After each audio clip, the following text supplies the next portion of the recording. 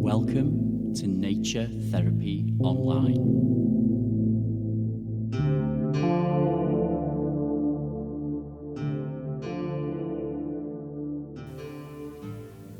You do not have to be good. You do not have to walk on your knees for 100 miles through the desert repenting. You only have to let the soft animal of your body love what it loves. Tell me about your despair, yours, and I will tell you mine. Meanwhile, the world goes on. Meanwhile, the sun and the clear pebbles of the rain are moving across the landscapes, over the prairies and the deep trees, the mountains and the rivers. Meanwhile, the wild geese, high in the clean blue air, are heading home again. Whoever you are, no matter how lonely, the world offers itself to your imagination. It calls to you like the wild geese, harsh and exciting, over and over, announcing your place in the family of things. That was a poem by Mary Oliver called Wild Geese. I'm sure you'll agree it was beautiful. I hope it spoke to you like it speaks to me. My name is Stephen McCabe and I'm an ecotherapist living in Scotland. And I'm sat here in my small house in the Midlothian area with my dog Euro in the attic where I record my podcasts. And I thought it was worth mentioning Euro because for a few reasons. First of all, it's nice to introduce people to all of the beings in the room, at least the ones that I'm aware of when I'm doing these podcasts. But there's also another very practical reason, and that's that people who tune into my podcasts regularly will know that Euro likes to dig. He likes to try to make holes in my lovely sofa.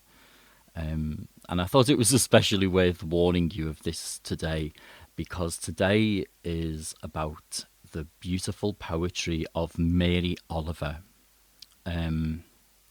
Now, I'm not one for poetry, really. I don't know an awful lot about it. I've never really connected with it as an art form until recent years. And that's despite the fact that I've got published and quite incredible poets in my own family.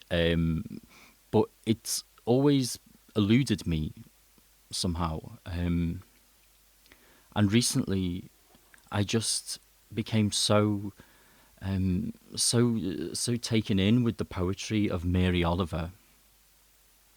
Now, Mary Oliver was the winner of the Pulitzer Prize. She died a few years ago. She was an American poet. And she writes really simple, straightforward, beautiful poetry about nature and our place within this universe and this ecosystem. And it moves me deeply. And I wanted to share this with you because I think poetry and stories and art and, you know, whatever art form that expression can come in can be a form of ecotherapy in itself at times. And I've certainly found when it's been hard to go outside, like it is at the moment here in Scotland, or here in the Midlothian at least, where I live in my village in the hills. It's been thick snow now for almost a month, which is really unusual actually, for this amount of snow to be around for this amount of time. Or it's unusual for me. I've not lived in this part of the country very long. I'm told that it does happen up here in the hills quite a lot. So, but you know, our imaginations, they store our experiences with nature, and and it's there to be accessed, and it's there for us to connect with. And our minds and our bodies are part of nature and part of the ecosystem and part of the universe. And I think it's really important to embrace the creative arts. And the reason that I'm drawn to Mary Oliver's poetry is because of its simplicity. I want to read you another poem called The Summer Day. Who made the world? Who made the swan and the black bear? Who made the grasshopper? This grasshopper, I mean. The one who has flung herself out of the grass. The one who is eating sugar out of my hand. Who is moving her jaws back and forth instead of up and down. Who is gazing around with her enormous and complicated eyes. Now she shifts her pale forearms and thoroughly washes her face. Now she snaps her wings open and floats away. I don't know exactly what a prayer is, but I do know how to pay attention and how to fall down into the grass, how to kneel down in the grass, how to be idle and blessed, and how to stroll through the fields, which is what I've been doing all day. Tell me, what else should I have done? Doesn't everything die at last and too soon? Tell me, what is it that you plan to do with your one wild and precious life? And that was Mary Oliver, The Summer Day, which is, I think, one of her most famous poems. And I just love this moment. It feels like such a vivid scene of her with that grasshopper. And I think we've all experienced those moments, haven't we, where we've been out in nature. Oh, here's Euro wanting to turn around. You might have heard him playing with the duvet a little when I was reading that poetry. That's why I wanted to let you know he was here, so that you're prepared for a bit of background noise. Hey Euro, you getting comfy?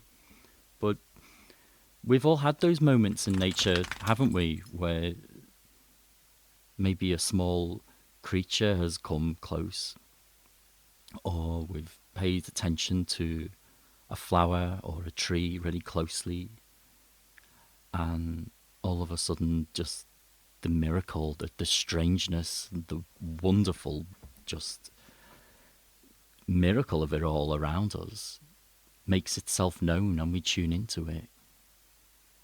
And sometimes it might be present when we have those strange existential moments that we all have from time to time.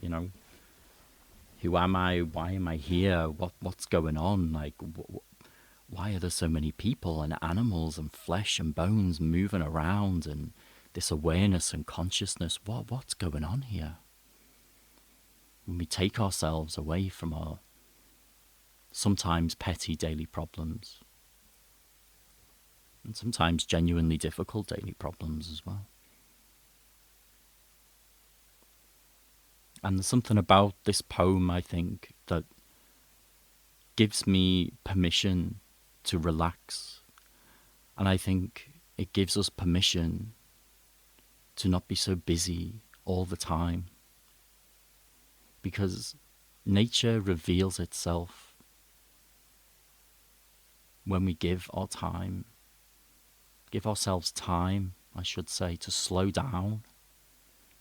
If we go looking for it really hard, and we budget in some time, like 5 minutes here or 10 minutes there, I'm not saying that's a bad thing. I think it can be important to put time aside, focus time aside for nature. But if we try to rush within that time to, rush around and find so many things and grab experiences, that magic somehow eludes us. Sometimes it's just in allowing ourselves time to relax and maybe even to be a little bored. We don't do that much these days, do we? We don't allow ourselves space to be bored. Everything is designed to grab our attention constantly. And yet I'm here in this attic, and I know that sometimes when I give myself that space, that time to just sit without numerous activities on a list that I need to get through, I sometimes look at this huge monstera plant that frankly has taken over the entire room. It's becoming like a jungle in here. This thing is so alive.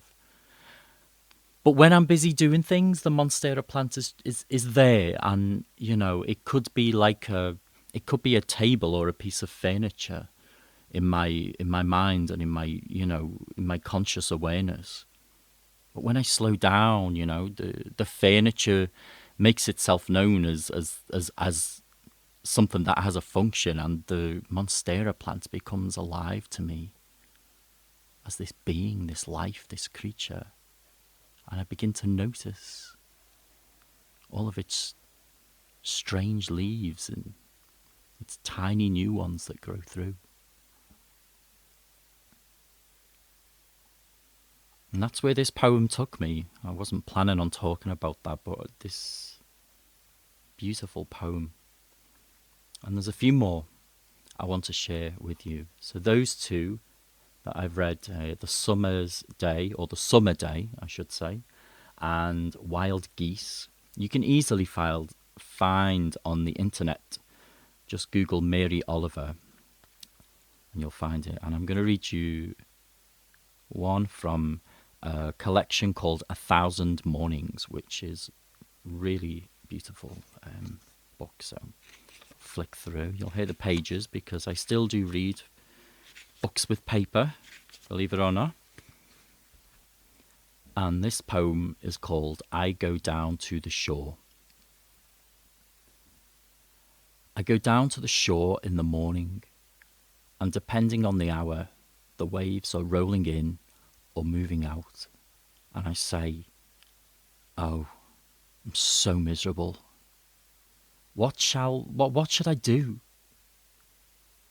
And the sea says, in its lovely voice, excuse me, I have work to do.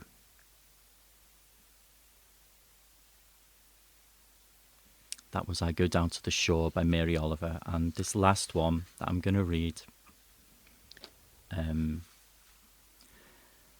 I guess is for anybody who has maybe lost a fairy animal in their lives, a little friendly fur ball, a dog, a cat, a bird, any pet. I find this so beautiful, and it really makes me, it really moves me and makes me reflect on the four-legged friends I've had throughout my life. And I think sometimes we separate living beings into wild and domestic, this and that, this kind of animal, this breed of animal. And actually, I view connecting with our pets, really seeing them as a form of ecotherapy in itself too. So this is called The First Time Percy Came Back. The first time Percy came back, he was not sailing on a cloud. He was loping along the sand as though he had come a great way. Percy, I cried out and reached to him, those white curls, but he was unreachable.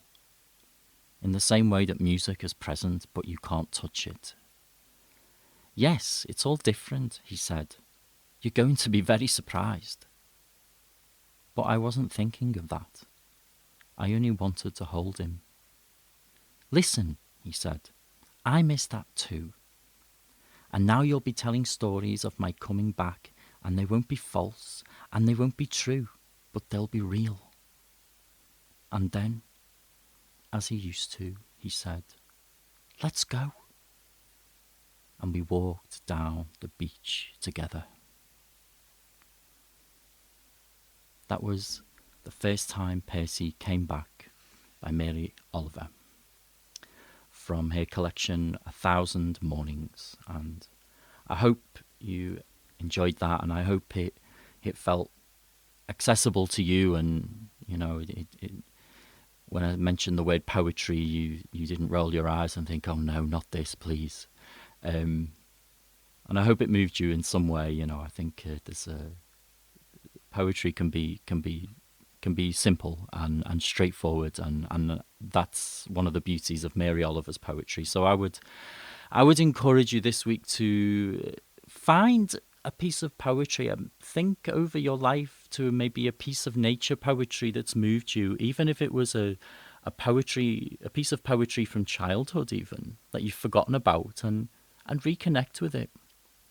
And when you reconnect with it, maybe take a short trip outside and reflect on the poem as you walk, and see if it gives you any invitations that you might not have noticed otherwise.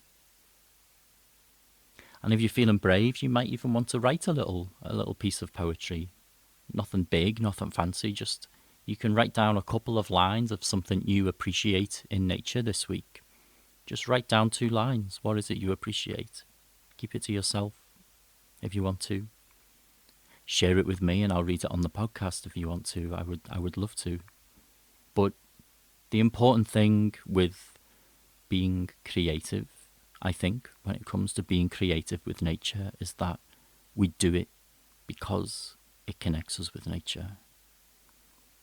It's about the process and the connection rather than the result.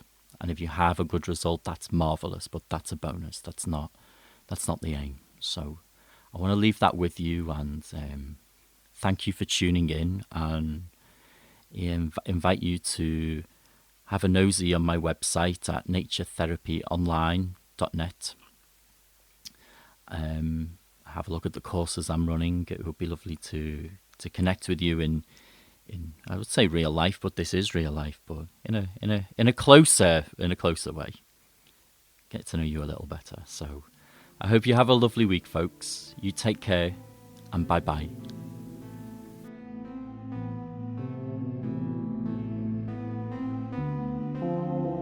Visit me online at naturetherapyonline.net.